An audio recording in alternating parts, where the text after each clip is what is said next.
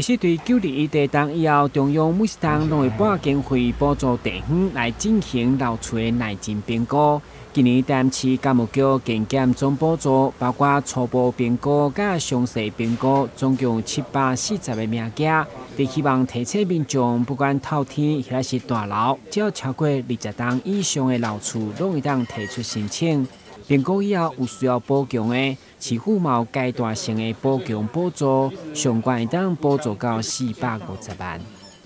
那今年我们是有总共初评加详评，总共有740件的名额了。那也希望就是说，在现在这种情况，因为在过年之前有一些地震嘛，那民众也可以希望能促使民众有这个意愿来申请这个初详评的补助。那初详评补助其实是从公告到今年，一直是从今年到今年的年底啊，所以民众都有机会来申请。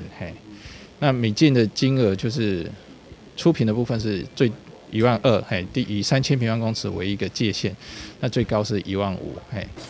以去年为例，台南总共受理60件申请案，已经完成38件补助。教育局表示，厝主千万唔通烦恼申请会影响房价，所以唔敢提出。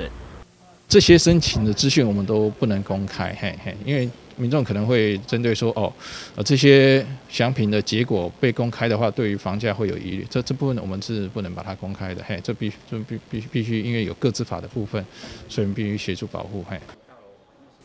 教育局呼吁，所有补助费用拢是建筑技术工会公告由中央核定，且市民放心，一直到年底之前，拢会当提出申请。台南新闻，军职和侨邦采访报道。